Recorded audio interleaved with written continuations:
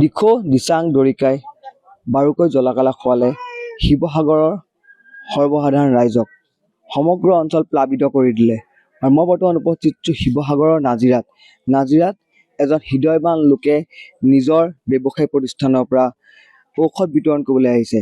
ডিমৌৰ Sarathi polyclinic and diagnostic চেণ্টাৰৰ স্বত্বাধিকাৰীয়ে এইসমূহ ঔষধ লৈ আনিছে সৰ্বসাধাৰণ ৰাইজক বিতৰণ কৰিবলৈ। যিহেতু বানৰ পাছতেই শুকাই যায় আৰু শুকোৱাৰ পাছতে বেমাৰ আজাৰে দেখা দিয়ে, যাৰ বাবে এই স্থানত আহি পেলাই উপস্থিত হৈছে। লগতে ঔষধৰ লগতে বিভিন্ন ফেনাইলো আনিছে আৰু লগতে এজন চিকিৎসকো তেওঁলোকে লৈ আনিছে, যাতে যিসকল ইয়াত ৰোগী ওলাব তেওঁলোককো চিকিৎসা কৰিব পাৰে। আৰু আমাৰ লগত ইয়াৰ স্বত্বাধিকাৰী আছে। দাদা, আপোনাৰ ওচৰলৈ আহিছোঁ। হয়, নমস্কাৰ। হয়, কওকচোন। আপুনি আজি এইটো কাম কৰি থকা দেখিলোঁ। হয় হয় কি কি আনিছে আৰু কোন গাঁৱলৈ আপুনি যাব এতিয়া? হয়, একচুৱেলি আমি আহিছোঁ ডিমৌৰ সাৰথি পলিক্লিনিক এণ্ড ডায়েগনষ্টিক চেণ্টাৰ তৰফৰ পৰা। আমাৰ লগত চিকিৎসক আহিছে আৰু আমাৰ হ'ল ষ্টাফ আহিছে। একচুৱেলি আমি যিটো প্ৰাকৃতিক দুৰ্যোগৰ যিটো বিভীষিকাৰ সৃষ্টি কৰিলে, এতিয়া যিটো বেমাৰ হোৱাৰ সম্ভাৱনা আমাৰ প্ৰায় বেছি, সেয়েহে আমি তাৰ কাৰণে আমি অলপ প্ৰিভেনশ্যন ল'বৰ কাৰণে মানুহক হেৰি কৰিবৰ কাৰণে বেমাৰ মেডিচিন কিছুমান লৈ আহিছোঁ, যেনেকৈ জ্বৰ, খজুৱতি মলম, ORS লৈ আহিছোঁ, পেৰাচিটামল লৈ আহিছোঁ জ্বৰ কাৰণে, তাৰপিছত লুজ মোচনৰ কাৰণে টেবলেট লৈ আহিছোঁ, কফ চিৰাপ লৈ আহিছোঁ, এনেধৰণৰ কিছুমান লৈ আহিছোঁ। তাৰমানে কথাটো হ'ল কি, যাতে ঘৰ এখন আহিলে বেমাৰ এটা হ'লে যাতে ঘৰতে মেডিচিনটো লৈ খাই হ'ব পাৰে। প্ৰায় আমি নাজিৰাৰ ভিতৰ অঞ্চললৈ প্ৰায় 500 পৰিয়াললৈ আমি মেডিচিন কিট লৈ আহিছোঁ, লগতে ফেনাইলো লৈ আহিছোঁ। হয়, তেওঁলোকে ঔষধৰ লগত ফেনাইলো আনিছে আৰু ইয়াত চিকিৎসকো আছে। আমি চিকিৎসকৰ লগতো কথা পাতিব চেষ্টা কৰিম, যিহেতু পানী শুকোৱাৰ পাছত কি কি বেমাৰে দেখা দিব পাৰে। আপোনাৰ ওচৰলৈ অকণমান কথা পাতিব পাৰিমনে? পানী শুকোৱাৰ পিছত কেনেকুৱা ধৰণৰ বেমাৰে দেখা দিয়ে?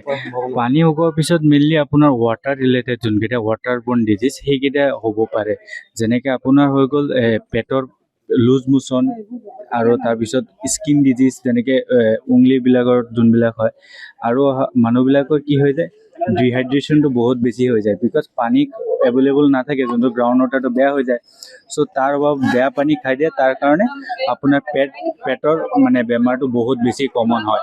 আৰু তাৰ কাৰণে আমি সেই বেমাৰটো নহ'ব কেনেকৈ, সেইকাৰণে আমি অলপ মানে মানুহবিলাকক মেডিচিন দিব আহিছোঁ।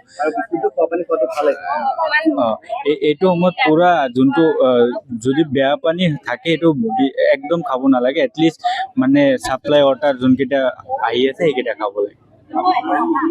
হয়, তেওঁলোকে চিকিৎসকৰ লগতে ঔষধো আনিছে। আৰু এটা কথা ক'ব লাগিব, আমাৰ ইয়াৰ স্থানীয় ব্যক্তি আছে। আজি বাইদেউ, আপোনাৰ ওচৰলৈ আহিছোঁ। আজি আহি পেলাই ডিমৌৰ পৰা সজাতি দল এটা উপস্থিত হৈছে, কেনেকুৱা লাগিছে আপোনালোকৰ, যিহেতু ঔষধ আৰু ফেনাইল আপোনাক প্ৰদান কৰিছে? আজি ডিমৌ সাৰথি পলিক্লিনিক এণ্ড ডায়েগনষ্টিক চেণ্টাৰৰ উদ্যোগত যি মানে আমাক স্বাস্থ্যৰ কাৰণে যিসকলে আগবাঢ়ি আহিছে, আমাৰ স্বাস্থ্যৰ বুজ লৈ আজি তেখেতসকলে আমাক বিভিন্ন দৰৱ পাতি দি যি সহায় সহযোগিতা, তাৰ বাবে আমি নথৈ আনন্দিত হৈছোঁ। আমাৰ ঘৰবিলাক অলপ বুৰিছিলে, কিন্তু আমাতকৈ আগলৈ আৰু বেছি হেৰি আছে, তেওঁলোক বেছি মানে বানপীড়িত ৰাইজ আছে। তথাপিও আমাৰ ইয়াত যে তেখেতসকলে আহি আমাক ইমানখিনি দৰৱ পাতি দি সকলোৱে স্বাস্থ্যবিলাক পৰীক্ষা কৰাৰ কাৰণে আমি তেওঁলোকলৈ চিৰকৃতজ্ঞ হৈ ৰ'লোঁ। হয়, বিভিন্ন অনুষ্ঠান প্ৰতিষ্ঠানৰ দৰে ডিমৌৰ পৰা সাৰথি ডায়েগনষ্টিক আৰু পলিক্লিনিক আৰু ডায়েগনষ্টিক চেণ্টাৰৰ যিসকল স্বত্বাধিকাৰী আছে আৰু যিসকল বিষয়ববীয়া আছে, তেওঁলোকে উপস্থিত হৈ পেলাই এই স্বাস্থ্যৰ বুজ লৈছে। আৰু অনাগত দিনত লক্ষণীয় হ'ব চৰকাৰে কি ধৰণৰ পদক্ষেপ গ্ৰহণ কৰিব স্বাস্থ্যৰ বুজ ল'বৰ বাবে। যিকোনো খবৰৰ বাবে যোগাযোগ কৰক 9181307221 আমাৰ এই নম্বৰত।